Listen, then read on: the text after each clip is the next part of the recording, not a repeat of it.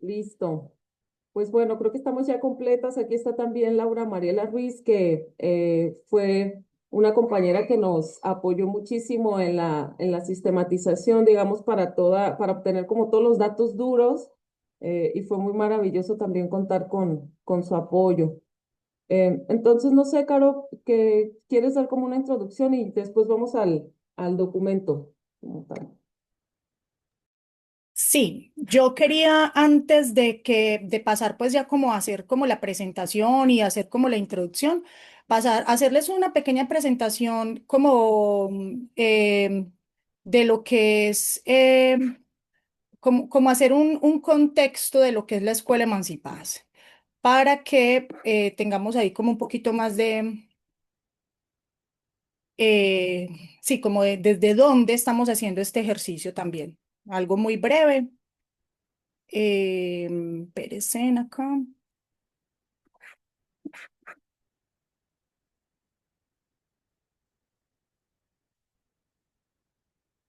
Entonces, les cuento un poquito. eh, bueno, les quiero contar que esta idea de hacer este laboratorio social nos emergió así como muy, como de una manera como muy orgánica y así ya cuando estábamos muy cerca de mayo. Y pues mayo para nosotras es una locura por la organización del Encuentro Latinoamericano de Educación, Salud y Activismos Menstruales. Sin embargo, y también dijimos como, bueno, vamos a hacerle, vamos a buscar quien nos apoye, que ahí pues estuvo Laura Mariela haciendo todo el apoyo de una manera muy, muy óptima y muy bonita también. Y también pensando en que, bueno, no siempre lo tenemos que hacer todos nosotras solas, vamos a ver cómo podemos hacer cosas con la comunidad emancipada y con las personas que no hacen parte de la escuela, pero que están ahí atenta a lo que disponible también para hacer cosas chéveres. Entonces, la Escuela de Educación Menstrual Emancipadas. Nosotras, desde la escuela, nosotras nos enunciamos como una academia sin permiso de la academia. Nosotras nos proponemos de alguna manera, como un modelo de empresarismo social y humanizado. Le ponemos esa palabra de humanizado porque no nos interesa el tema de vender cursos por vender, de mirar qué está de moda para vender. No, de hecho, lo que nosotras proponemos en la escuela siempre emerge de lo que llevamos haciendo en los territorios. Entonces, por eso lo enunciamos como que somos una forma, un modelo de empresarismo social y humanizado que fue pues registrado en Colombia y que ofrece servicios de educación menstrual. Los certificados que otorgamos son válidos ante el Ministerio de Educación de Colombia desde la normativa de la educación menstrual, no, perdón, de la educación no formal. Y la Escuela Emancipadas, a pesar de que está registrado en Colombia, ya articula 7 proyectos multiterritoriales de la sociedad civil. Entonces, entre esos proyectos, pues está Aurora con la Menstruoteca desde México, Sintonía Lunar desde El Salvador, Herself Educacional y Rubra Fluidez de Brasil. Eh, y está también medicina de mujer, hormonal, úteras vibrantes y princesas menstruantes desde Colombia. Entonces somos realmente 8. Y lo que ofrecemos son tres cosas fundamentalmente. Entonces, la una es la oferta académica, que esto sí tiene ánimo de lucro y ánimo de nosotras poder sostener nuestras acciones en los territorios. Entonces, la oferta académica tiene ánimo de lucro y ofrece diplomados, seminarios y talleres. ¿Sí? Entonces, esta es como la parte donde hay una transacción económica, sí o sí.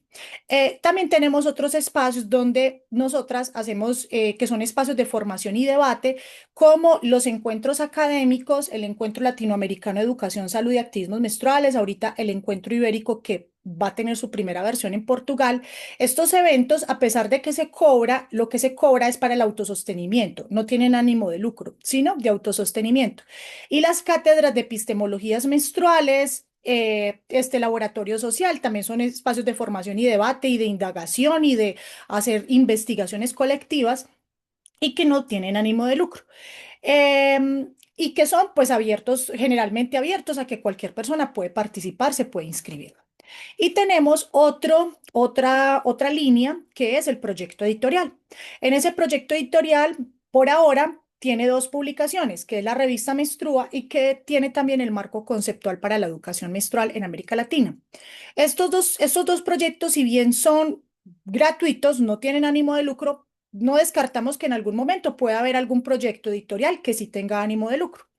Esto entonces como para contarles desde dónde nosotras trabajamos y desde dónde ubicamos pues este ejercicio que elaboramos conjuntamente y que seguramente se nos van a seguir ocurriendo otras cosas y que a ustedes, si se les ocurre algo que también se pueda convocar desde Emancipadas, aquí estaremos abiertas a escucharlas, a revisar si la propuesta cabe como dentro de la propuesta política de la escuela y si es así, seguramente vamos para adelante con él en compañía de ustedes, de manera articulada, como sea.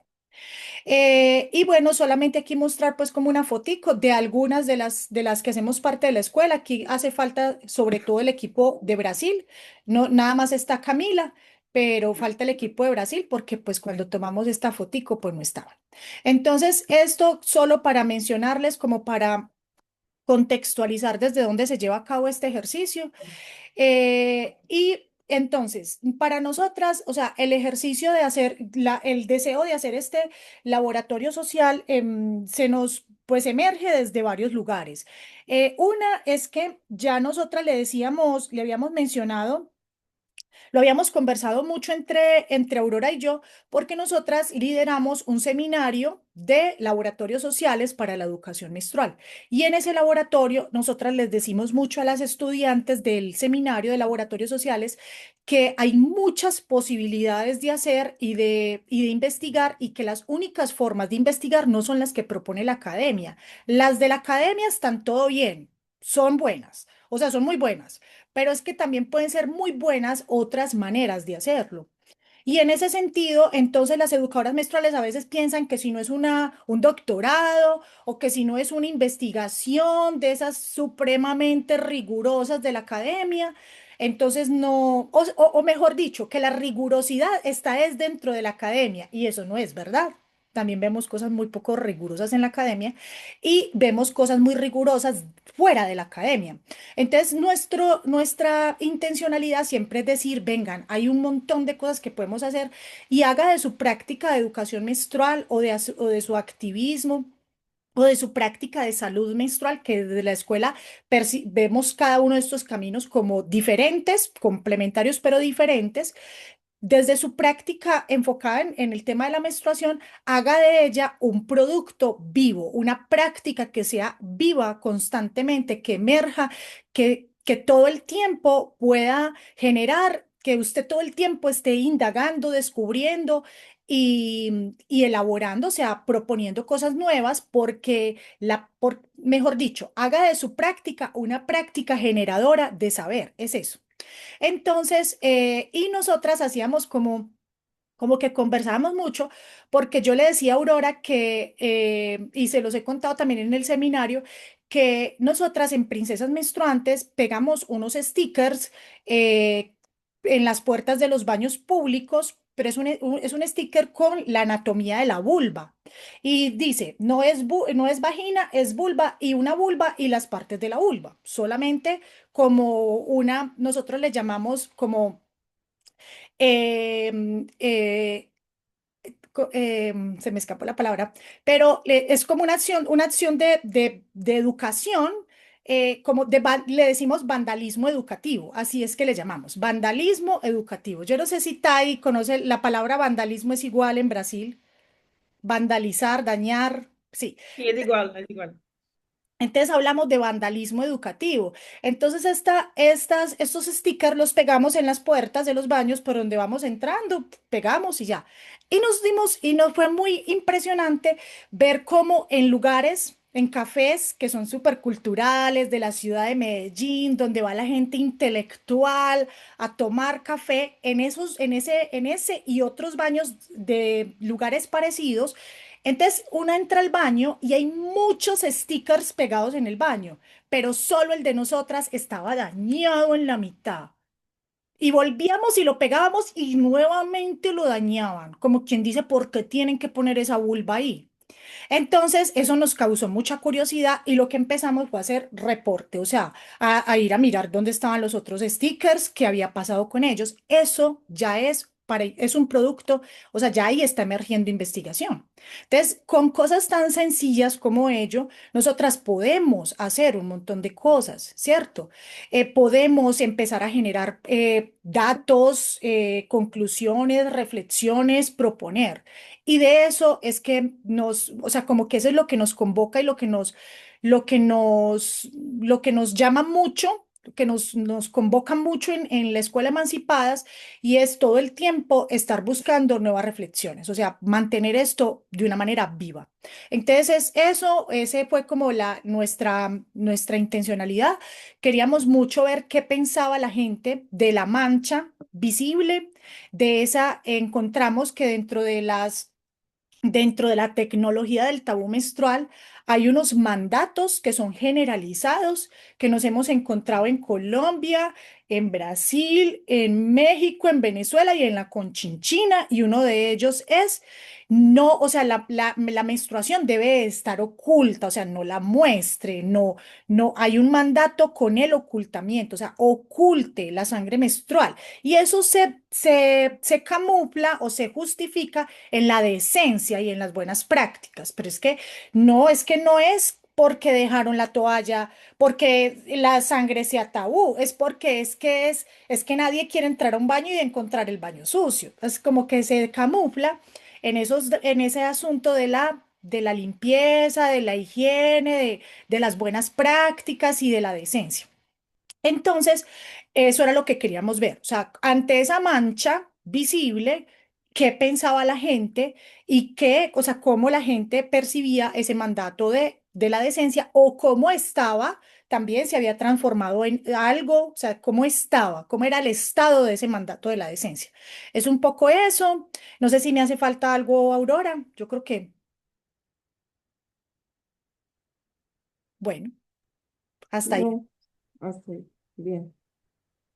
Yo agregaría a eso, Caro, que también algo que de hecho nos convoca, ¿no? Y nos reúne en este ejercicio y también como en la intención de lanzar un seminario en el que podamos hablar más a profundidad de estas cosas, tiene que ver con que nuestros proyectos, digamos, se sostienen en los laboratorios sociales, ¿no? De hecho, yo mucho tiempo dije, ¿no? Cuando antes de que el proyecto se transformara en la menstruoteca, que venimos trabajando de manera colectiva a través de la identidad de colectivos sembradoras, yo siempre decía o refería que Sembradoras era un laboratorio social para experimentar la menstruación, porque siempre estábamos haciendo acciones o proponiendo espacios en los que estuviéramos sondeando o acercándonos a las percepciones de la menstruación, a las comprensiones de la menstruación, ¿no? O a las no comprensiones de la menstruación. Entonces creo que también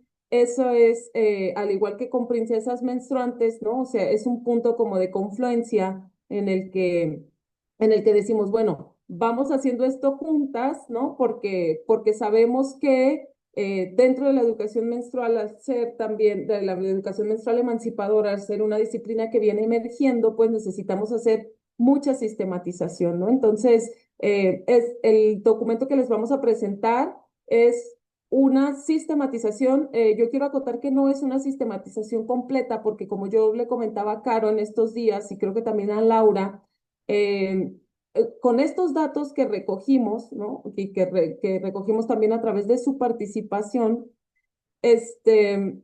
incluso podemos redactar una tesis completita, ¿no? O dos, o tres, o cinco, ¿no? No sé.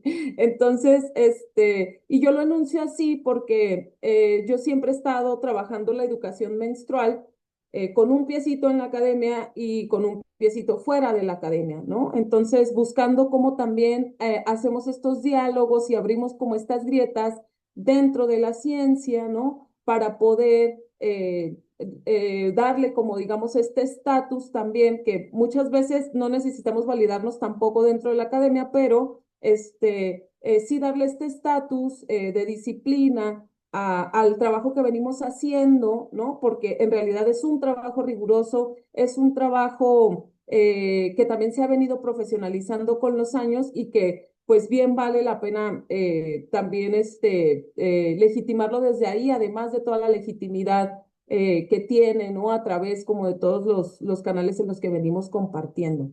Entonces, este documento que les vamos a presentar es, digamos, una probadita de todo lo que puede surgir, ¿no? A mí me impresionaba mucho, ¿no? Yo de hecho estaba muy preocupada con la sistematización y me preocupaba que tuviéramos tan poco tiempo para preparar un documento que pudiera ser presentado y con algunas cuestiones concluyentes y con también algunos elementos de reflexión. Entonces yo decía, es que no vamos a terminar porque tenemos muchísimos datos, ¿no? O sea, y esto yo lo leía como desde esta experiencia, como les digo, de estar haciendo también investigación académica y a mí me preocupaba un poco eso, ¿no? Pero viendo también la forma en la que venimos trabajando y también como una cuestión mucho más práctica que pudiera ser comunicada prontamente, pues el resultado fue este documento que les quiero presentar. ¿Lo presento yo, lo presentas tú, Caro? Yo lo presento. Sí, va. Eh, vamos a ello para ya hablar más en lo concreto. Igual también, Laura, en la primera parte me gustaría, también si tú tienes ahí como algo que aportar, te paso el uso de la voz. Entonces, bueno, este es el documento que van a recibir. No quisimos hacer así como diapositivas ni nada, porque en realidad sería como repetir esta información que está acá.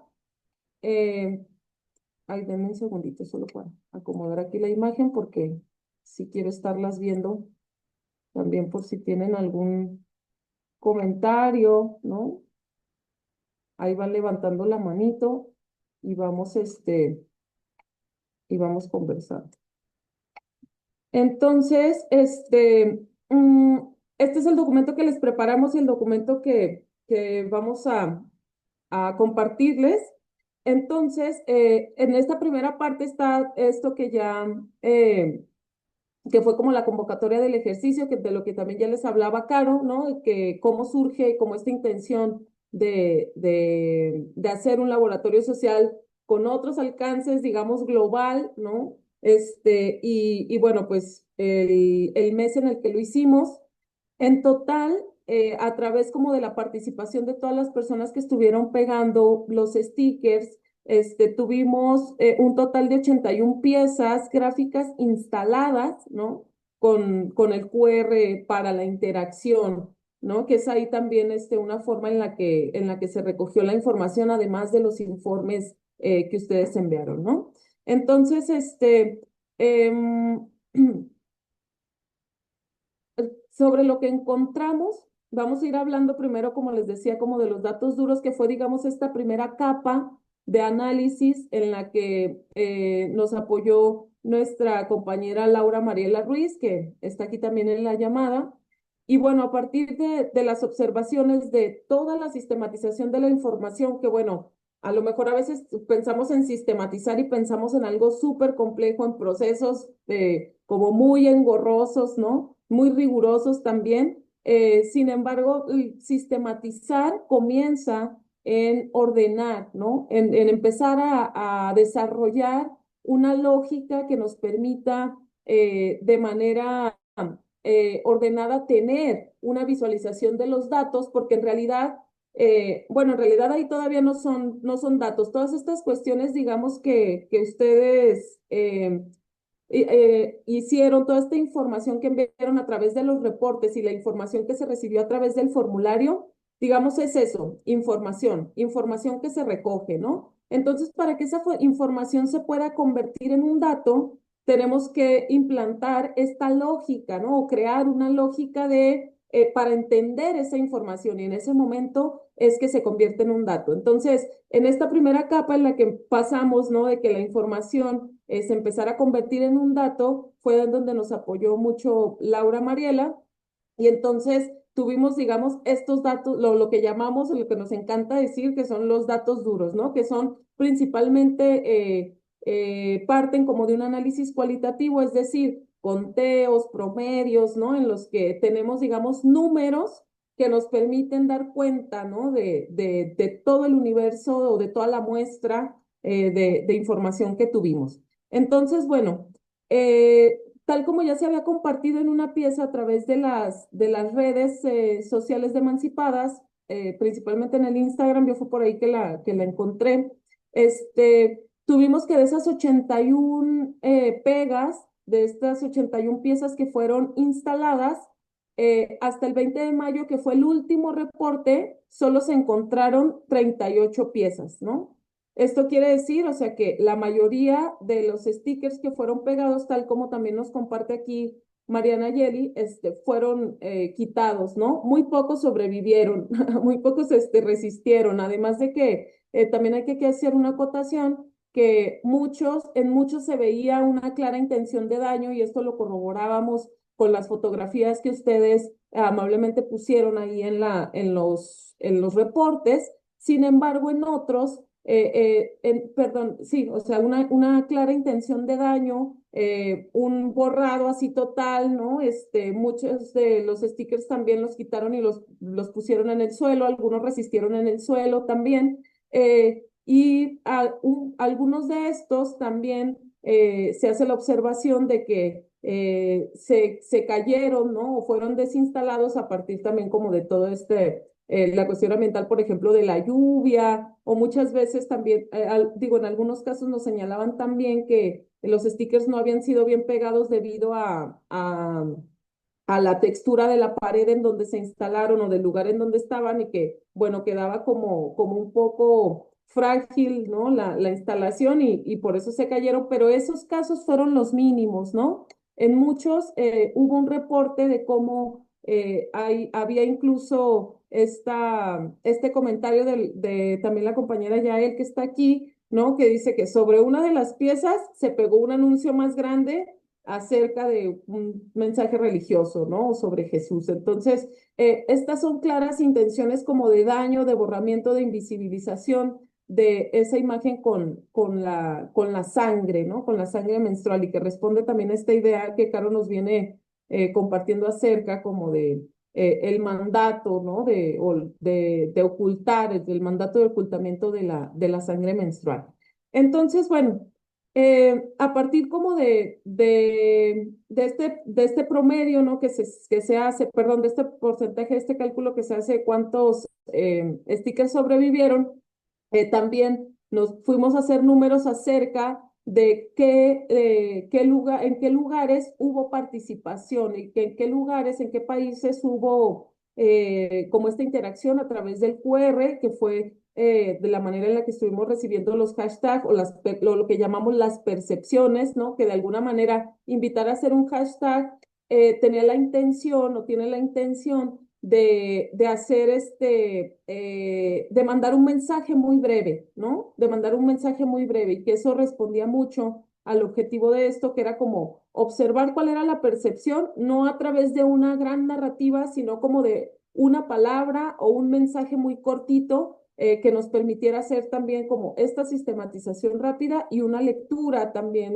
digamos, global de de la percepción sobre la exposición de la sangre menstrual. Entonces, de los países que participaron, tenemos que la mayoría de los mensajes, la mayoría de la información que recibimos fue generada desde Portugal, ¿no? Entonces tenemos, y una gran mayoría, porque tenemos que todos estos datos, el 62% son de Portugal. Después le sigue Brasil con una diferencia muy importante, ¿no? Que tenemos el 62% en Portugal, pero en Brasil, que es de todos los países que participaron, el que más participación tiene, pero es solo con el 15%. Y en los demás países, Canadá, Colombia, Ecuador, España y México, entre todos esos se reparte el 23% con participaciones muy parecidas, más o menos entre el 4 y el 6%, ¿no? Bueno, el 1% con Canadá, que digamos que ese es como un dato que se sale como de la media. Entonces, estamos hablando también, esto es importante decirlo, que de alguna forma no estamos representando tanto acá la realidad o la percepción en América Latina, ¿no? Sino que estamos hablando de un país europeo. Entonces, esto también es un punto muy importante para la reflexión y para el análisis, porque ya de aquí, por ejemplo, solamente con este dato, digamos, este dato duro que se genera, ¿no? O sea, tenemos un montón de trabajo en América Latina, ¿no? Para seguir indagando en las percepciones sobre la exposición de la sangre menstrual de este lado. Entonces, desde ahí, o sea, yo quisiera como que tuviéramos como ese marco, que no lo perdiéramos de vista, ¿no? Porque, digamos, de alguna manera, aunque esta muestra es representativa, digamos, tendríamos que hacer otras indagaciones para entender la dinámica social en nuestros territorios, ¿no? Entonces, a partir de aquí ya identificamos un vacío y una necesidad también, que por eso yo les decía desde un inicio, parece como muchas veces que hay mucha información, que la tenemos resuelta, que la educación menstrual va dando grandes pasos y todo, pero siempre hay espacios en donde hace falta reflexión y donde necesitamos poner mayor esfuerzo en el trabajo, ¿no? Entonces, acá se los dejo también así, no sé a quienes, estoy segura pues que todas las personas que están acá están interesadas en la educación, la salud o el activismo menstrual. Entonces, estos son pequeños guiños, ¿no? Como para irnos preguntando qué podemos hacer, ¿no? Con estos datos a partir de lo que yo cotidianamente hago, de la labor que también estoy llevando a cabo. Entonces, bueno, aquí también les explicamos un poco de cuáles fueron como los criterios de exclusión, o sea, cuál fue la información como que queda fuera, que mínimamente, perdón, que fue muy poca la información que quedó fuera, ¿no? Pero toda la demás información que se recogió ya, digamos, como de manera más cualitativa, este, eh,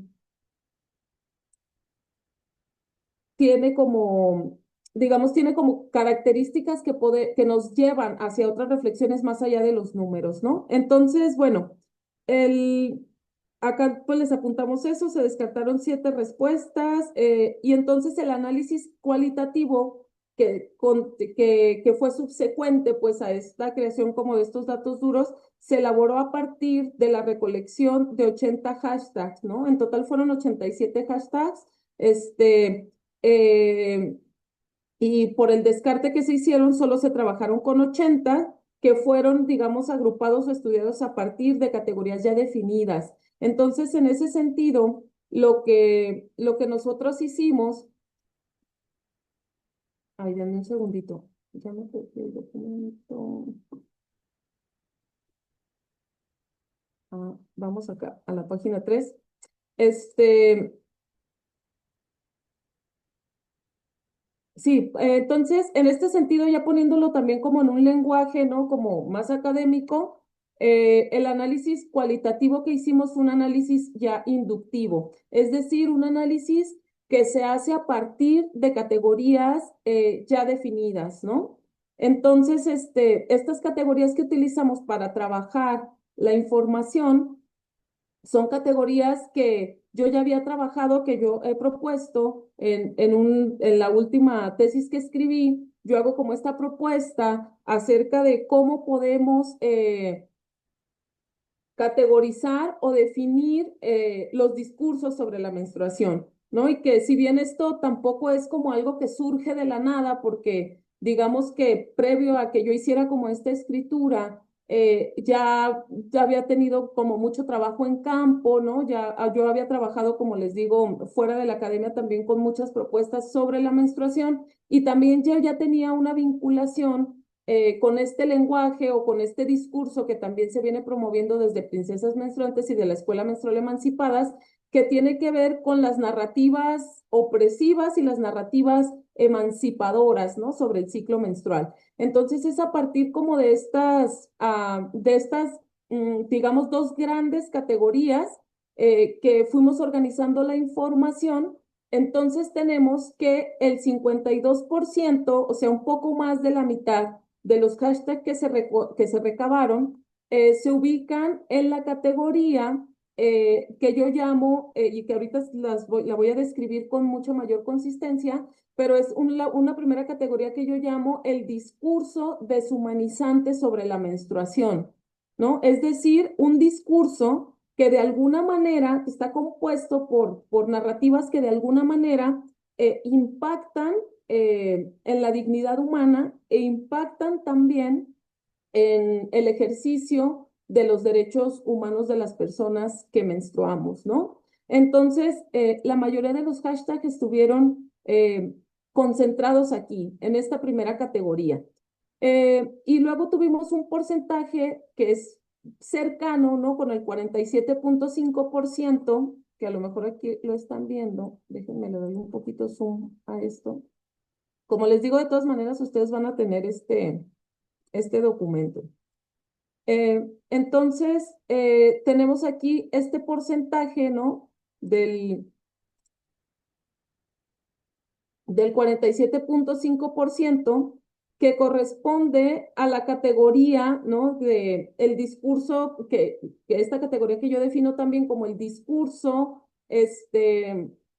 rehumanizante sobre la menstruación o el discurso humanizante sobre la menstruación, ¿no? Que es como la segunda categoría que estamos trabajando. Entonces, aquí hacemos una nota muy importante, ¿no? Porque en realidad cuando nosotros vemos estos datos, que son datos numéricos, podríamos pensar que en realidad las percepciones sobre la menstruación o la influencia o el impacto de este discurso deshumanizante sobre la menstruación, o este discurso que daña, ¿no? La dignidad humana, pues no es tan preocupante, ¿no? Porque con estas percepciones que tuvimos, los porcentajes son muy cercanos, ¿no? Sin embargo, o sea, podríamos dejarlo ahí, podríamos decir ahí que, bueno, no tenemos un problema tan grave, ¿no? O no tenemos, digamos, un problema con tantos retos, ¿no? Sin embargo, y esta es la trampa de la estadística, compañeras, ¿no? En este tema. Entonces, muchas veces cuando se hacen, y que yo, por ejemplo, me quedo pensando mucho en todos estos datos que se generan, por ejemplo, por los organismos internacionales, ¿no? Que están como interesados en la educación y en la salud menstrual. O sea que en realidad muchas veces esos estudios se quedan aquí, ¿no? Se quedan aquí en lo estadístico, en el dato duro que nos sirve para justificar un montón de política pública, de programas también sociales, ¿no? Y que nos ponen en aprietos cuando nosotras tenemos que justificar también un poco por qué hacemos lo que hacemos y por qué estamos haciéndolo como lo hacemos, ¿no? Entonces, hay un tema aquí, porque cuando una se va a hacer el análisis cualitativo, esto se complejiza de manera muy importante, ¿no? Y es ahí justamente también como cómo podemos ver, o sea, que la sistematización no es tan sencilla también, o sea, o no es una cuestión como tan inmediata como hacer números, porque digamos, también pues hacer números podemos hacerlos con Excel y todo esto, y que son valiosos y que sostienen de muchas formas nuestros análisis. Sin embargo, cuando vamos a ver la cuestión cualitativa, tenemos una información completamente distinta, ¿no? O que nos habla también como de otras dimensiones de la vida que no pueden sostenerse únicamente en la cuestión numérica o en la cuestión cualitativa. Entonces, la segunda capa del análisis precisamente tiene que ver con la cuestión cualitativa, ¿no? Entonces, y acá es también donde se empieza a poner muy interesante la reflexión, ¿no? Entonces, partimos, ya les decía yo, de estas dos categorías. Eh, Voy a regresar ahorita en un momento a esta nota que me parece muy importante también de compartirla y precisarla con ustedes. Ay, un segundito. Aquí. Ay, no sé por qué se me mueve tanto. Aquí está. Bien, entonces estas dos grandes categorías además tienen subcategorías, ¿no? O sea, hablamos de que estos discursos, en la categoría uno es el discurso deshumanizante sobre la menstruación, que como les digo, se compone de todas estas narrativas que de alguna manera impactan el ejercicio de los derechos humanos o que atentan de alguna forma contra la integralidad de las personas que menstruamos. Y en la segunda categoría tenemos un discurso rehumanizante o de resignificación de la menstruación y la vivencia menstrual, o sea, que le pongo yo este apellido, ¿no? O sea, es el discurso rehumanizante o el discurso humanizante, porque esto lo podemos entender precisamente en el marco de los derechos humanos, ¿no? Cuando hablamos de esto de deshumanización y humanización, o sea, tiene que ver con el marco de los derechos humanos, porque al momento de que nosotros vulneramos un derecho fundamental de alguna persona, en ese momento es que se menoscaba la dignidad humana, ¿no? Cualquiera que sea estos derechos. De hecho, la dignidad humana atraviesa, ¿no? Todos los derechos humanos, no es, o sea, sí existe, digamos, el derecho a la dignidad humana, pero para que la condición de dignidad exista, tienen que estar en existencia o tienen que estar respetados o en ejercicio todos los demás derechos, ¿no? Que los derechos fundamentales de una persona. Entonces, el discurso rehumanizante tiene que ver con todas estas narrativas que resignifican la menstruación y la vivencia menstrual, ¿no? Y que son narrativas que, digamos, de alguna manera nosotras sabemos que son narrativas que se vienen promoviendo a través de la educación menstrual, la salud menstrual y los activismos menstruales, ¿no? Entonces, como les decía, cada una de estas categorías tiene otras subcategorías que a mí también me gusta decirles como dimensiones, ¿no? Dimensiones ya digamos como de la dinámica social, muy sostenidas ahí.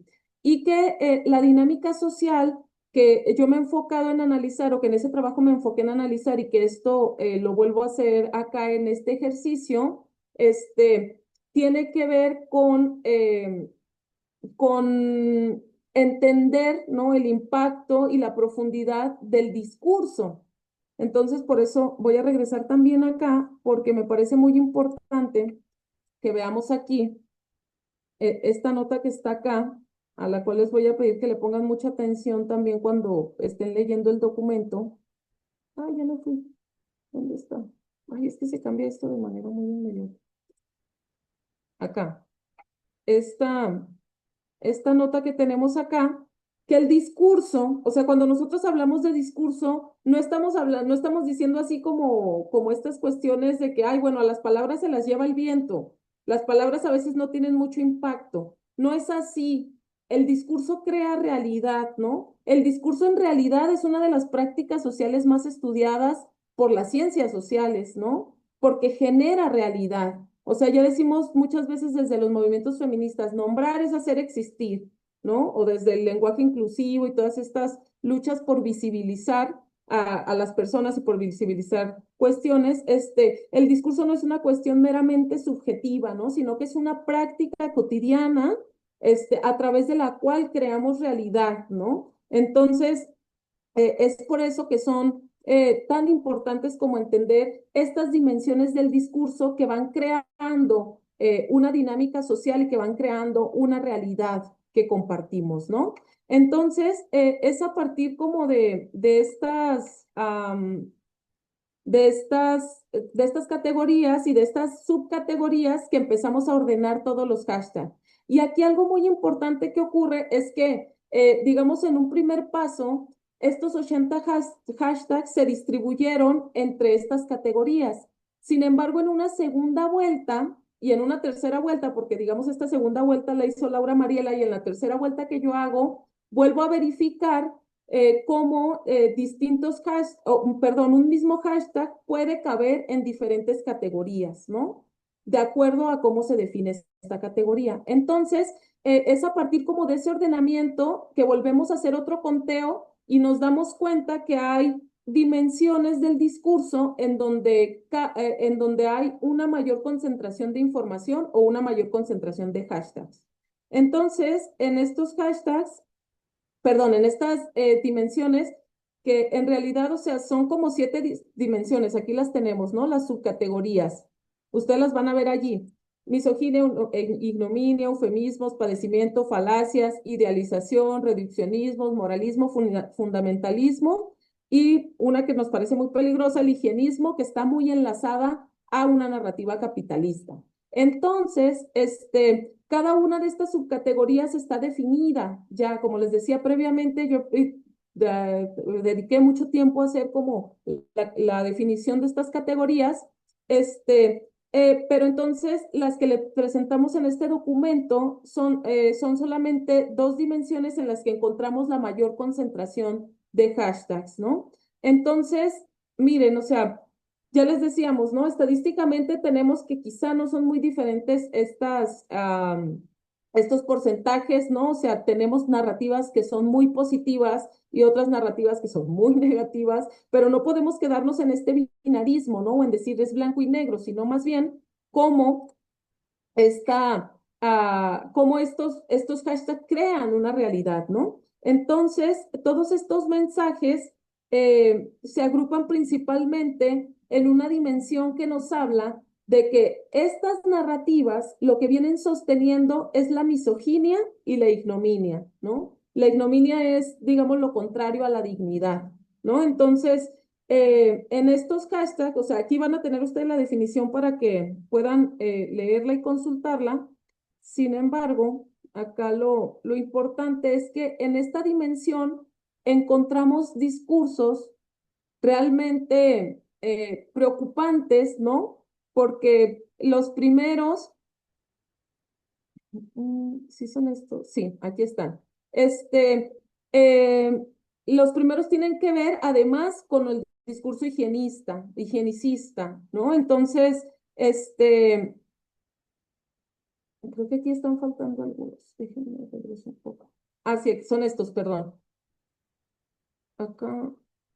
Ay, es que se me mueve demasiado esta cosa. Este también es. No. Ay, déjenme un segundo. Yo pongo el desplazamiento continuo, porque si no, listo. Acá estamos. Entonces tenemos que en esta dimensión de la misoginia y la ignominia encontramos muchos hashtags, ¿no? Pero digamos, las expresiones que nos generan mayor preocupación tienen que ver con estas, ¿no? Bueno, yo no voy a decirlas en portugués, que como les decimos también es el lenguaje como con mayor presencia, sino que en la traducción tenemos, por ejemplo, esta, ¿no? En eso podrido yo no me voy a involucrar, ¿no? O un poco decir, eso es asqueroso, ¿no? Lo de qué asco o esto es asqueroso también se encontró recurrentemente, ¿no? Y entonces y las demás también observan tu comportamiento, que digamos también es como una narrativa mucho de la vigilancia y como estas cuestiones que como ejemplo pusimos como esta de impúdica, ¿no? ¿A quién se le ocurre exponer esta cosa aquí, ¿no? En una parada de autobús o en un sitio, afuera de una iglesia, ¿no? Como nos compartían acá las compañeras. Entonces, todas estas cuestiones de rechazo, de señalamiento, pues sabemos que tienen un impacto en la psique directamente de las personas que menstruan, pero también de las personas que no menstruan, ¿no? Porque es la forma también en la que se viene reproduciendo el rechazo, pero no es tan simple como decir, ay, qué asco, porque ya les decía, bueno, una narrativa no es solo una narrativa. Un discurso, una palabra no es solo una palabra, sino es una forma de crear realidad. Entonces, es a partir de esto que se viene sosteniendo lo que ya venimos denunciando desde hace muchos años a través de la educación menstrual, que es que eh, no podemos rechazar o no podemos señalar, ¿no? Una parte como tan vital y tan fundamental de una persona, ¿no? Y que es ahí en donde recae en vulneración de los derechos y en degradación de la dignidad, ¿no? Y entonces, la otra dimensión que encontramos con una concentración muy importante de información es la dimensión o la narrativa, ¿no? Del higienismo, que como les digo, para mí tiene mucho que ver con la narrativa también capitalista, porque es al final, todas estas ideas del higienicismo que son tan rentables, ¿no? Para estas industrias que generan toallas y tampones o productos desechables para la gestión menstrual, ¿no? Entonces, estas narrativas, digamos, se vienen instalando y se vienen reproduciendo justo a través de la publicidad de todas estas empresas, ¿no? Y de la reproducción también que se hace de estas por los programas sociales y por los organismos internacionales, ¿no? Y entonces, en esta dimensión, en que esta es la que nos resulta, digamos, de alguna manera era como la que esperábamos, ¿no? Que tuviera también mucha influencia, sobre todo porque, por ejemplo, en Brasil, ¿no? Hemos identificado que hay una instalación muy fuerte, ¿no? Sobre estas narrativas higienistas, ¿no? O sea, en Brasil se vienen utilizando mucho estas ideas de la higiene, la pobreza menstrual, ¿no? Que son conceptos que siguen sosteniendo en el fondo el higienismo, ¿no? El higienicismo, perdón, la perspectiva higienicista. Entonces, en estos hashtags encontramos recurrentemente el hashtag higiene, higiene, más higiene, falta de higiene y un montón de variaciones. O sea, tenemos higiene 7 veces, pero también encontramos un montón de variaciones, ¿no? Y por eso es que pusimos así estas como ejemplo, falta de higiene, más higiene, ¿no? Mal ejemplo de desecho de las toallas, ¿no? Que muchas veces también cuando vemos una toalla expuesta, pues no es como que sea normal, sino que nos produce un rechazo y decimos, esto no se tiene que hacer, ¿no? La toalla se tiene que envolver y por eso viene en una bolsita y si no tienes la bolsita, pues hay que envolverla en papel para que eso no quede expuesto, ¿no? Había también uno que me llamaba mucho la atención que decía, botes con tapa de basura ya, ¿no? O sea, en una exigencia de que, bueno, todos los botes estén tapados y que no veamos, ¿no? Si una de estas toallas se abre y expone la sangre.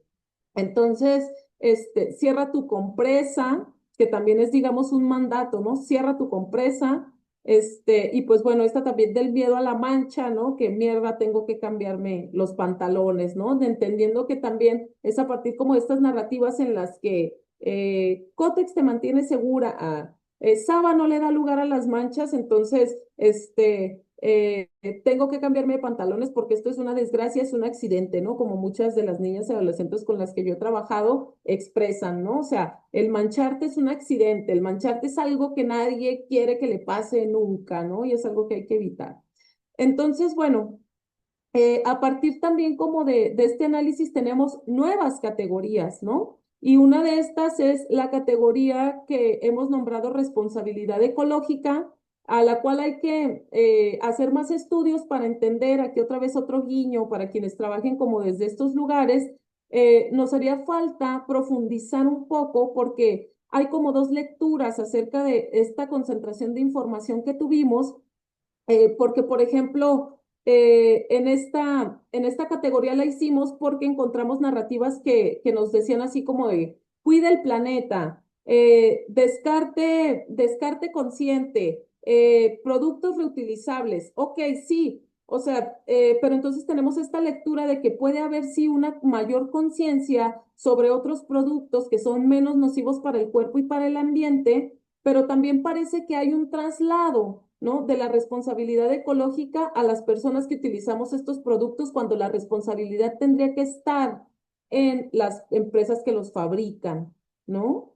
Entonces, digamos, tenemos esas dos lecturas, pero como les decimos, esta categoría es emergente, entonces hace falta indagación en ese sentido, ¿no? Acá tenemos también como ayuda al ambiente, ¿no? Entonces es como de, bueno, ¿quién tendría que ayudarlo? La persona que está descartando una toalla que es como, digamos, el único insumo que tiene o las empresas que desde hace 100 años los vienen fabricando, ¿no? Y entonces, bueno, tenemos también el discurso rehumanizante, ¿no? Que en estas dimensiones, la concentración que tuvimos, que fue la concentración mayor, ¿no? En serio, aquí estaban casi todas las narrativas, todos los hashtags que recogimos, que se recogieron. La primera que tiene que ver con el orgullo y la dignidad, que es decir, darle un poco la vuelta a la misoginia y a la ignominia, a la vergüenza, ¿no? y que creemos también que tiene mucho que ver que, bueno, y que esto es como una lectura también que podemos contrastar, ¿no? Que tiene que ver con que las personas que participaron seguramente participaron precisamente porque hay alguna concientización, ya hay una conciencia sobre la menstruación y sobre la importancia de visibilizar la menstruación, ¿no? Y entonces aquí, en estas narrativas más positivas, tenemos estos hashtags que nos dicen, esto también es vida, eh, más dignidad, menos tabú, ¿no? Esto no es una cuestión de tabú, no hay que ocultar, ¿no? Entonces, dignidad menstrual, más dignidad, menstrual con dignidad, y como todas estas variaciones, ¿no? En las que se utiliza la palabra dignidad junto a la palabra menstruación, ¿no? Y la otra categoría que también tiene que ver con este discurso rehumanizante o este discurso que de alguna forma trata como de regresarle a la menstruación y a las personas que menstruamos un estatus de dignidad, ¿no? Un estatus como de la menstruación como un proceso vital, también, y que está muy asociada a este tema de decir, bueno, la menstruación no es un tabú, es esta dimensión, esta idea en la que podemos nombrar y visibilizar, ¿no? A partir de hashtag como tal cual menstruación, ya nombrarlo así como menstruación, visibilizar la menstruación, la mitad de la población menstrua, ¿no?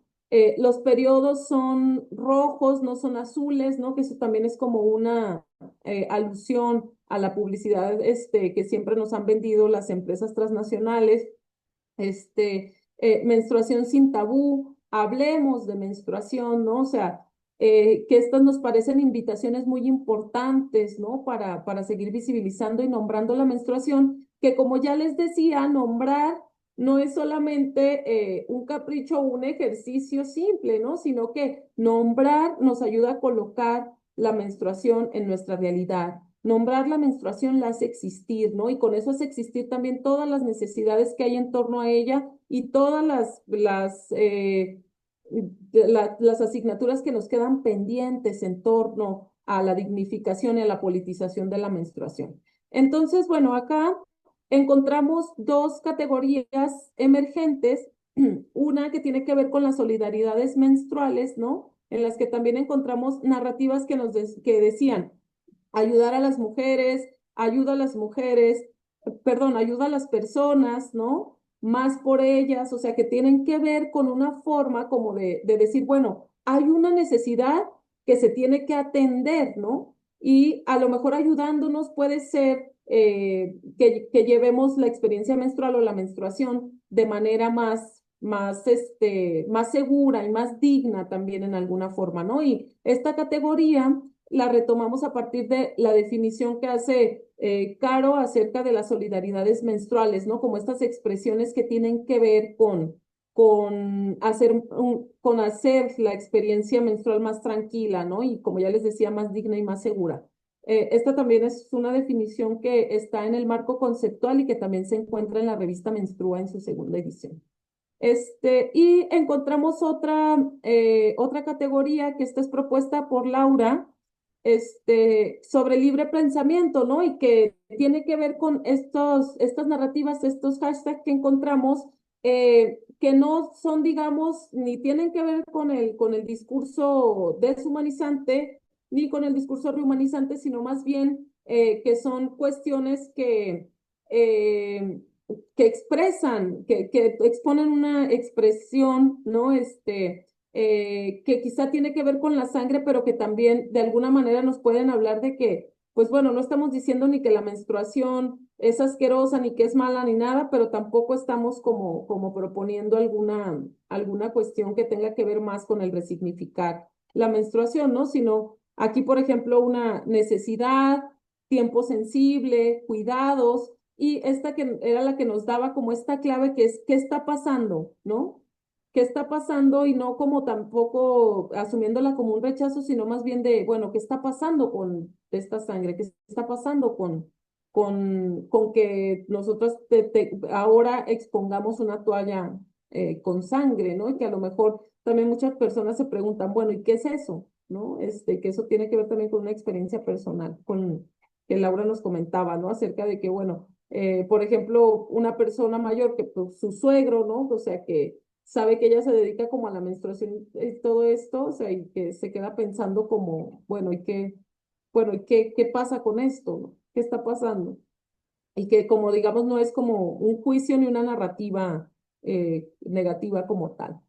Entonces, bueno, estos son todos los hallazgos que hicimos. Como les digo, estas son las primeras capas de un análisis, ¿no? Es un análisis que se puede llevar a profundidad, ¿no? Es un análisis que se puede complementar y es un análisis al que le hace falta muchísimo más trabajo, ¿no? Pero decirles que es a partir, ¿no? De estos ejercicios que parecen tan sencillos que podemos hacer un montón de cosas para seguir sosteniendo y fortaleciendo los trabajos que venimos llevando a cabo en la educación menstrual, ¿no? En la salud menstrual y también en los activismos. Entonces, ya nos pasamos 4 minutos del tiempo. No sé si, Caro, ¿con qué seguimos? No sé también, Laura, si quisieras como comentar alguna cosita. Ay, creo que Laura ya ni está. Pero no sé, Caro, si ya cerramos No, yo hasta creo acá. que está súper bien. Muchas gracias por esa amplia explicación. Vamos a enviarles el correo electrónico con el documento y bueno, pues esperamos que nos podamos juntar para otros laboratorios sociales, para mirar para ver otras alternativas, ¿cierto? Y seguir como buscando datos juntas, indagando por asuntos que son esenciales para la educación y la salud menstrual. Nada más agradecerles por disponerse, por poner su tiempo también para ir a la pegada de los stickers, al registro. Hubo gente que pegó los stickers pero no hizo los registros, entonces básicamente como el grupo que hizo todo fueron ustedes, entonces muchísimas gracias. Así es, no hubiera sido posible sin su participación y bueno, decirles eso, que estas acciones son súper valiosas, súper valiosas y ojalá también que el documento les dé pistas, ¿no? También de hacia dónde seguir, qué, qué otros laboratorios se les ocurren, ¿no? Ya les decía Caro, ¿no? Que nosotras estamos encantadas de hacer algo desde emancipadas juntas, ¿no? Que también es una forma como de seguir contribuyendo y sosteniendo esta comunidad. Yo creo que también ahí hacer la invitación de que de pronto quienes quieran seguir profundizando más en los laboratorios sociales, pues nos escriban, nos cuenten. Está ahí el seminario de laboratorios, no tiene todavía fecha, pero en los próximos días seguramente le vamos a poner fecha. Él se llama Revolucionar la educación menstrual desde los laboratorios sociales. Así que luego les enviaremos también como la invitación para que si alguna de ustedes quiere profundizar más en ello, cómo hacer laboratorios sociales, cuáles son como esas cosas que se tienen que tener presentes para el trabajo de los laboratorios, pues también se puedan aprender un poco más de esas técnicas para hacer de sus prácticas un laboratorio constante. Ujú. Sí, pues nada, muchas gracias. Yo reitero el agradecimiento y bueno, pues ojalá también que esta información les sirva y les apoye en los trabajos que vienen haciendo. Muchas gracias. Pues este es un documento también de todas, si bien este análisis es como de mi autoría y de la coautoría de Laura, ¿no? Que le pusimos ahí estas horas de chamba. Pero bueno, pues también es de ustedes, ¿no? Es de ustedes por haber facilitado, ¿no? Como toda esta recolección de la información que a veces, precisamente esto, ¿no? La indagación en campo a veces es lo que más quita tiempo en la investigación o a lo que hay que dedicarle mucho tiempo, ¿no? No es que quite el tiempo. Pero bueno, gracias. Bueno, chao, chao.